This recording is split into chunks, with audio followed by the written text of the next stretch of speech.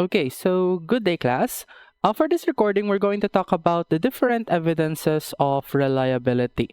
Okay, so this is another one of those videos talking about the reliability of a test. Now, our main reference for this recording would be Popham in 2017. So, according to Popham, there are three types of reliability evidences that we can use in gathering the reliability of our test instrument. Okay, so sabi niya, we have test retest, alternate form, and internal consistency. Okay, the brief description are, of course, what you already see on your screens right now. So for test retest, according kay Popham, this is basically the consistency of results among different testing occasions.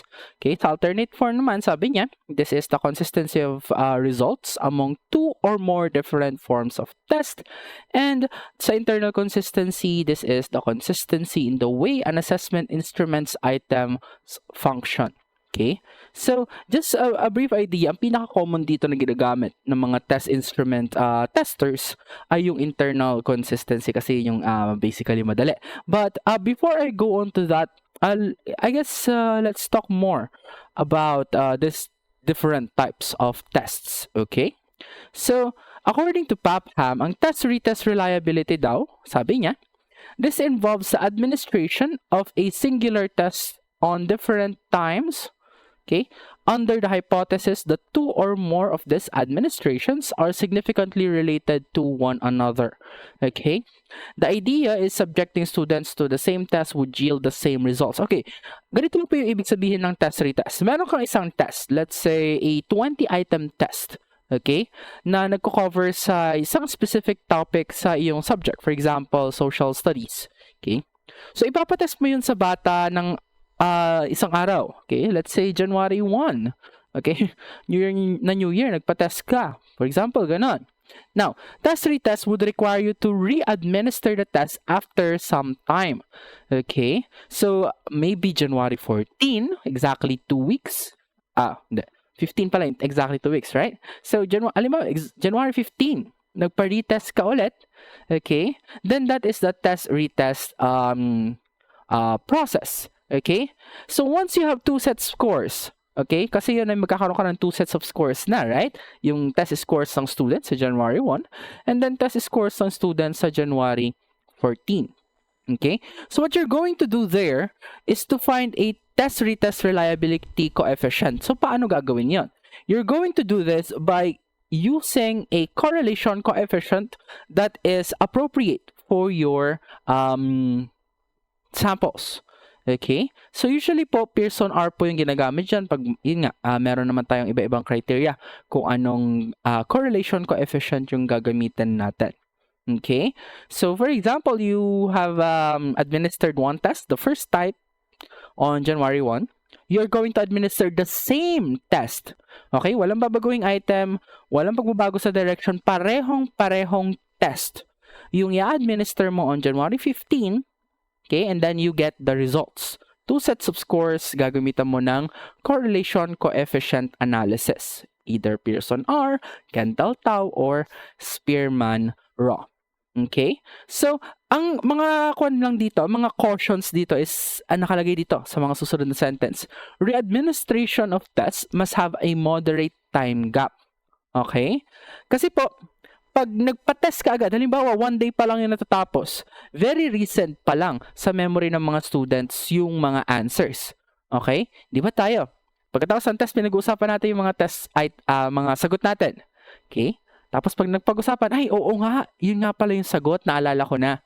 Okay? Pag fresh pa po yun sa memory mo at nagpa-retest yung inyong instructor, okay, sa next day, ay alam nyo na. Matataas na lahat ng scores ninyo. Malaki na yung error mula sa previous administration going to the next administration of the test. Now, problema rin pag sobrang tagal. Pag sobrang tagal na kasi, nakakalimutan na ng students yung concepts na nakapaloob doon sa test. Especially since hindi naman tayo nasa time vacuum. Ano po ibig sabihin nun? Especially since habang tumatakbo po yung oras natin sa academia, okay, tumatakbo din po yung lessons. Okay? Nagkakaroon din po tayo ng mga piling on na ibang mga lesson. Kaya yung mga luma, lalo na pag di nagagamit, nakakalimutan na po.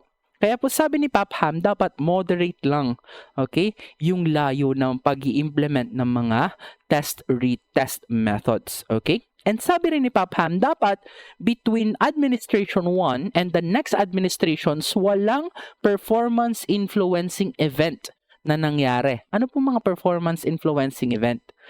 Okay? Mga mga events po na may malaking impact sa mga bata. For example, okay, nung first administration, yung room ninyo maganda. Naka-aircon, perfect yung ventilation, walang amoy. Sa second administration, bigla kayo nalipat ng room. Okay? Yung bagong room, umaalingaso yung amoy kasi katabi nyo yung bahan nyo. O di naman kaya sobrang init kasi yung ventilation hindi na ayos. Or di naman kaya may mga chairs na nawawala yung desk. That is a very, what do you call this? Performance influencing event. Kasi yung bata, okay, imbis na isipin yung test, isipin niya, ay, yung baho, nadidistract ako. Okay, ang init. Hindi ako makaisip ng mabuti. Okay? So, that's an example of performance influencing event. Chances are, meron din ganito. Yung bata, okay, halimbawa, college student na, di ba? Tapos, nung first test administration, may jowa pa siya. Okay? On the next few days, nag-break sila ng jowa niya. Di ba? So, sa second administration, emotionally down yung batang yun. Okay? So, you can expect na sa second administration, may pagbaba ng performance, di ba? Yung mga tinatawag nating errors. Okay? So, sabi ni Popham, dapat daw, gagamitin mo ang test-retest reliability kapag walang mga errors, okay, na magbabago ng performance, okay? So, kumbaga yung error, syempre may error pa rin naman, di ba? Lahat naman ng test, merong error. Yung error sa first administration, dapat relatively the same sa mga sources of error doon sa second administration. Okay? Pag pangit yung room sa first administration, ganun din pangit yung room sa second administration. Okay? So, kasi po, again, you want to test them under the same environment, under the same external and internal environment. Okay? Yun po yung medyo restrictive sa test-retest reliability coefficient. And of course, you have to look at this in a practical manner. Kasi nga po, ang inaasahan namin mag-work kayo sa DepEd after this. Sa DepEd po, very strict po ng school calendars. Okay? Pag nagpa-quiz ka nung first week, baka sa third week, okay, wala ka ng time para magpa-quiz. Lalo na pag 20 items yan. Pag 10 items, siguro mga 15 minutes, sure. Pero yung environment, magkaiba na. Diba? Ang nire-require nga kasi natin sa test-retest, almost the same environment para the same type of errors would be retained on the second or third or fourth administration. Okay? So, ganun po yung test-retest. But since kasi, kaya bihira po nagkakaroon ng third administration sa test-retest. Kasi po, pag nagpa-test-retest ka, the items are the same. Sa third na, marami na masyadong error doon. Okay? Kasi po yung bata, nasasanay at nasasanay. Okay? So, test-retest is only useful pag dalawang administration. Pag tatlo, hindi na siya gaanong maaasahan. And of course, medyo restrictive siya in practical and in the, what do you call this? In the administrative view. Okay? So, paano naman kapag ayaw mo ng test-retest, pag marami masyadong restrictions? You can use alternate form. Okay? Ang alternate form, okay, it uses two or more equivalent tests. Okay?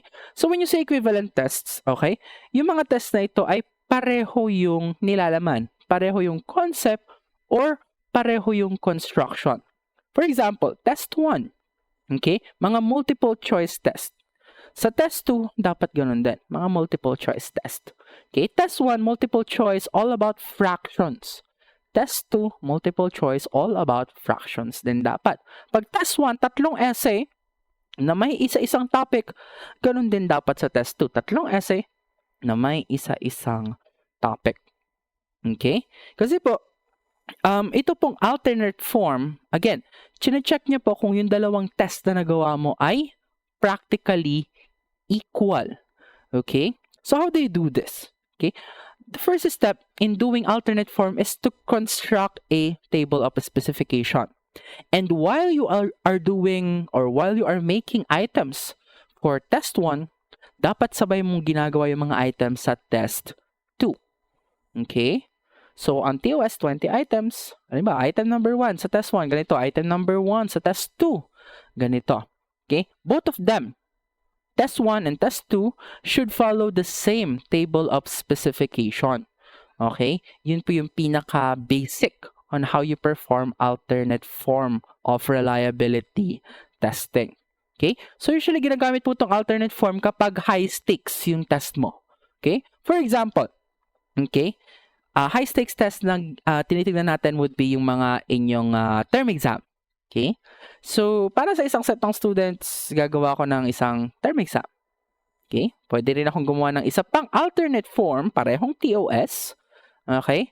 Para sa isa pang set ng students. Okay? So, si test 1 sa sample 1, test 2 kay sample 2. Pag na-test na yon, okay, ipagre-retest ko yung mga estudyante ko.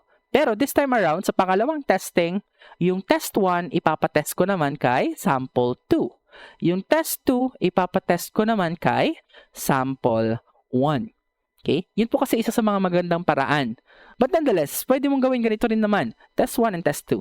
Test 1, ipatest mo kay sample 1. Test 2, ipatest mo rin after some time kay sample 1 pa rin. Okay lang kung isa lang yung sample mo sa alternate form. Okay, ang problema kasi doon, since pareho sila ng TOS, di ba? Para magiging redundant na ulit sa testing. At least, pag meron kang sample 1, test 1, sa unang testing, test 1, sample 1, sa pangalawang, tama nga. Sa unang testing, test 1, sample 1, test 2, sample 2. Sa pangalawang testing, test 1, sample 2, test 2, sample 1. At least, mas may expose yung mga students mo and at the same time, okay, mas marami ka ring data. Okay? At least sa mga sunod-sunod na testing na yon, hindi magtatanungan yung sample 1 and sample 2. Okay? Ang pinaka-idea dito, class, meron kang dalawa or mas maraming test. Dapat i-conduct no yung dalawang test na iyon doon sa isang sample. And then, yung dalawang set ng scores na makukuha mo after na administration, okay, i-correlate mo sa isa't isa. Okay? Gagamit ka ng Pearson R kapag pwede, yung mga restrictions ng Pearson R. Pag hindi, Spearman Rho. Pag hindi rin pwede, Kentel-Tau. Okay? Ganoon din po sa alternate form. Ang pinagkaiba lang ng alternate form, class, okay, kailangan i-administer mo agad siya. Okay? Hindi pwedeng matagal bago mo i-administer yung susunod na test. Kasi, kahit pareho yung TOS niyan, ideally, magkaiba pa rin yung mga questions niya. Okay? So, hindi naman agad magtatanong, kahit magtanungan yung mga students, kahit magtanungan yung mga students, sa pangalawang administration, iba naman yung test item ulit. Matitest ulit yung kanilang knowledge. Okay? So, again, alternate form, kailangan gawin mo agad, i-administer mo agad. Okay? Dapat din daw pareho yung difficulty nila. Pero hindi na problema yung difficulty eh. Kasi pareho naman na yung nagawa nilang TOS. And TOS dictates the difficulty of your test items. Okay? So, yun lang po yung alternate form. Gawa ka ng dalawang test that is made from one singular TOS and then administer these tests back-to-back or with no delay. And then you get the scores, two sets of scores, scores sa test 1, scores sa test 2, and then correlate these scores to find out kung reliable ba sila sa isa't isa, kung significant ba or hindi. Okay? So, last evidence of reliability would be internal consistency. Now, ang internal consistency po, as I said earlier, siya po yung preferred na ginagamit ng mga test maker. Kasi po, yung unang dalawa po, test, retest, and alternate form, kailangan mong gumawa ng at least dalawang test. Okay? And i-administer mo sila dalawang beses. Ay, sorry. Sa alternate form lang pala dalawa yung test. Pero both of them, yung naunang dalawa, dalawang beses mong i-administer. Or at least dalawang beses i-administer. Sa internal consistency po, hindi na. isang beses ka lang mag-a-administer. Okay? So, actually, kahit basahin nyo dito, is distinct from the first two forms of reliability evidence kasi isang beses ka lang mag-a-administer. Okay? Ang sabi dito ni Popham, internal consistency reflects the degree to which the items of a test does their job or do their job in a consistent manner, or the degree in which the item are functioning homogeneously. Okay, ano ibig sabihin nito? Ideally kasi class, pag magpapatest tayo, yung test na yon, lalo na, alimbawa, mga short tests, mga short quizzes, yung mga short quizzes na yon, meron isang construct lamang na minimeasure. For example, halimbawa, yung quiz ko sa inyo, diba? Meron akong section 1 na pinatest na kalagay doon, definition of reliability or concept of reliability. All of those, okay, lahat po ng items doon sa section na yun talking about the concept of reliability. Okay? So, pag ginamitan mo po yun ng internal consistency, tinatanong mo na yung mga item ba talaga na andoon ay related ba sa isa't isa? Yung mga item ba na nandoon, mini-measure lang talaga yung isa at iisang construct, which is the concept of reliability. Okay? So, yun po yung sinasagot nitong internal consistency. Kung lahat ba na magkakagrupong items, lahat ba ng items sa quiz 1, mini-measure talaga yung construct na tinitest ng quiz 1. Class, yung construct po, this is, for example, a topic. For example, an idea. For example, an objective. Construct po yung ginagamit na word dito. Okay? So again, halimbawa, papaquiz 1 ka. Lahat ng items sa quiz 1 mo all about, let's say, subject-verb agreement. Okay? Pwede po yun. Okay? Pag nagpa-quiz 1 ka na, 10 items, lahat yun subject-verb agreement, kunin mo yung scores ng bata mo. And then you test. You use internal consistency. So, paano po ba gagawin ito, class? Okay. Just to give you an idea kung paano siya i-code sa isang Excel or spreadsheet software. Okay? Ganito po yan.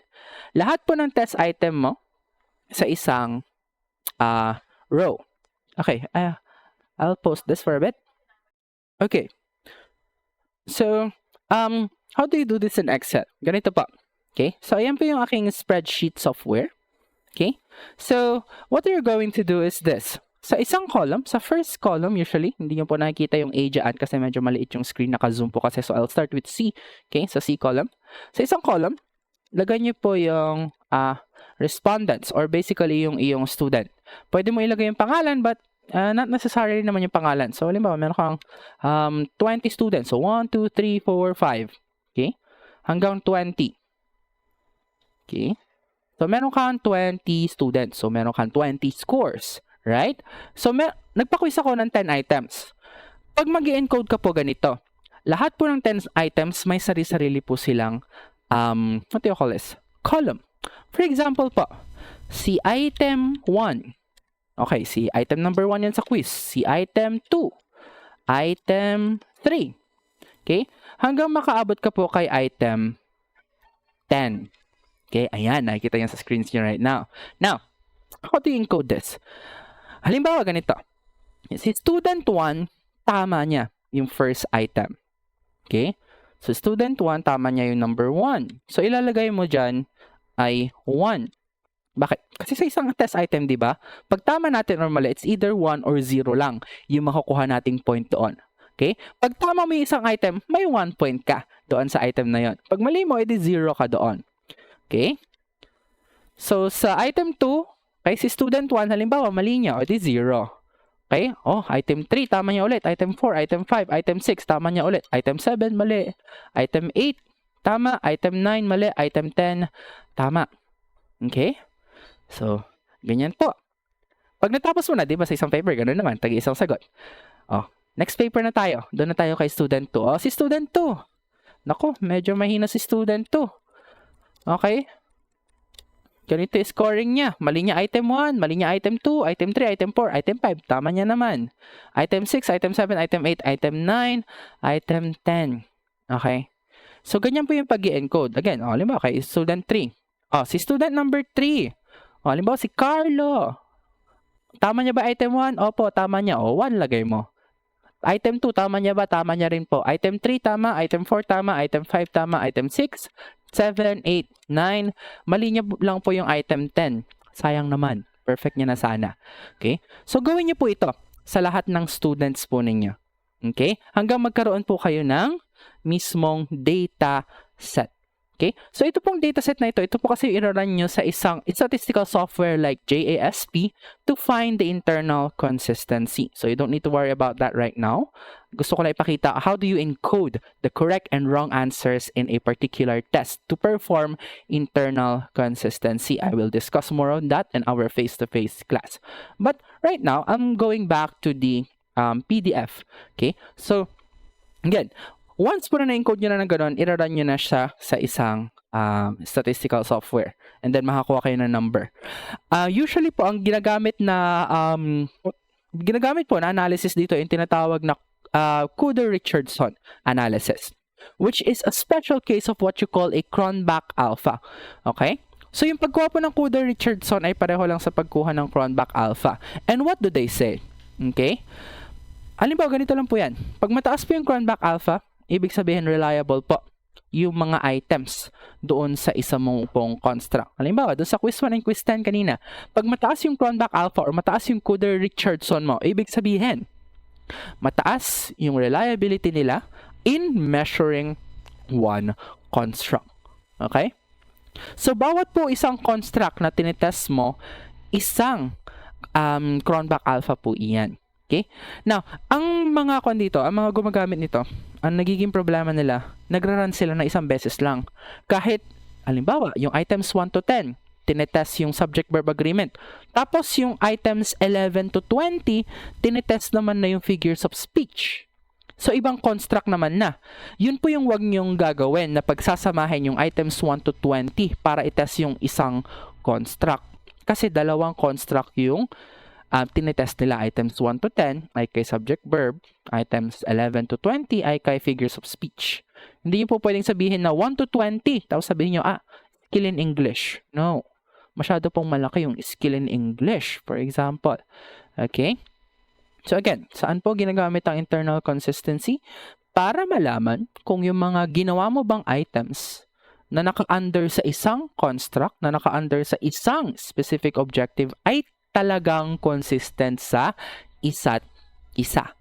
Okay? Kasi po yung pinaka-idea dito, pag yung isang estudyante, halimbawa, yung isang estudyante magaling sa subject-verb agreement, ang idea dito, kung lahat ng item mo ay nasa subject-verb agreement, dapat yung batang yun makuha niya lahat or yung malaking percentage ng items na yun. Kasi nga, lahat ng item mo ay sa subject-verb agreement. Tapos yung batang yun, magaling sa subject-verb agreement.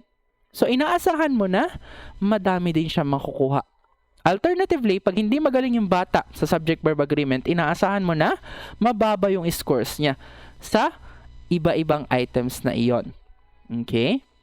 So, how do you, what else is there to look in internal consistency? Now, ang pinaka-idea dito, class, is if you want to have higher internal consistency, higher Cronbach alpha, or higher Kuder-Richardson, damihan mo yung test items mo. Okay? Kasi po sa statistics, pag mababa yung Cronbach alpha mo, ibig sabihin, mababa yung reliability mo. Pag mababa yung reliability mo, anong gagawin? Magbabawas ka ng test items. Kasi po, ibig sabihin, may mga test item na nagpapagulo doon sa iyong Cronbach alpha. Okay? So, magbabawas po tayo. Now, I have to tell you, class, na pag nakaabot ka dito sa part na to, dapat validated na lahat ng test items mo. Okay? Hindi ka pwedeng mag-Cronbach alpha kapag hindi pa validated yung test items mo. Okay? Sa mga advanced educational researches, actually, kailangan nga meron ka ng preliminary analysis na ginawa bago ka mag-Cronbach alpha. But for the sake of easiness, okay, dapat pag magko-Cronbach alpha ka, validated na lahat ng test items mo. Pwede kang magpunta sa iyong head teacher, magpunta sa iyong dean, okay, tatanungin mo, Sir, tingnan nyo nga po itong mga items ko. Sir, ma'am, tingnan nyo nga po itong mga test items ko. Sa tingin nyo po ba ay valid po sila? Pag sinabi nila, okay, o sige, pwede ka mag-proceed. Okay? Yun muna ay sa mga informal. Pero sa mga thesis, mga dissertation, mas maraming strict rules ito. Pero kung simple quiz na medyo low stakes, okay lang na ganun. Okay? So, again, internal consistency, checks. Kung yung lahat ng item mo sa isang objective, na lahat ng item mo na nagawa para sa isang objective ay reliable sa isa't isa. Or, kung mini-measure ba nila yung talagang objective mo. And pag mas mataas to, mas reliable. Ang range po kasi ng cronbach alpha class, it can be from -1 hanggang +1. Yun po yung range ng cronbach alpha. Pag negative, very bad yun. Okay? Ang gusto mo lang dito ay mataas na positive. Ayaw mo rin ng 0. Kasi pag 0, hindi reliable. Pag papalapit ka ng papalapit sa 1, medyo umu-okay na ng umu-okay. Okay? Ang problema dito, class, pag sobrang taas. Paano ba yung sobrang taas, sir? Pag 0.95 pataas. Bakit? Kasi po pag 0.95 pataas yan, ibig sabihin may mga items ka naman na sobra-sobra yung reliability. Pag sobra-sobra yung reliability, redundant na sila sa isa't isa. Yung item 1 mo nagtatanong about, halimbawa, about similar fractions na addition. Yung item 2 mo, baka ganun din yung tinatanong. Item 3 mo, baka ganun din yung tinatanong. Wala na. Iisang part na lang sa objective yung matitest mo pag ganun. Ayaw din kasi natin ng redundant. Okay? Kasi nga, di ba, pag nagtitest tayo, as much as possible, same idea, pero, okay, there are differences, there are deviances kung saan iibahin ng estudyante yung kanilang way of thinking. Pag redundant na sila, hindi na nag-iiba ng thinking, nakukulangan ka na ng scope sa iyong mismong quiz. Okay? So those are the 3 types of evidences. Test-retest, kung saan parehong test, i-administer mo in a moderate time gap. Okay? Alternate form, dalawa or mas maraming test, okay, nagawa sa iisang TOS na i-administer mo concurrently. Ay, hindi pala concurrent yung word. I-administer mo immediately after one another if you can. Pag hindi, dapat kinabukasan i-administer mo na agad. Kukunti lang dapat yung time gap nila. And magkaiba sila ng test items pero gawa sa parehong TOS or Table of Specification. And number 3, internal consistency. Isang administration lang ang internal consistency and chine-check kung lahat ng items mo ay reliable ba sa isa't isa at iisang construct lang ba yung chine-check nila.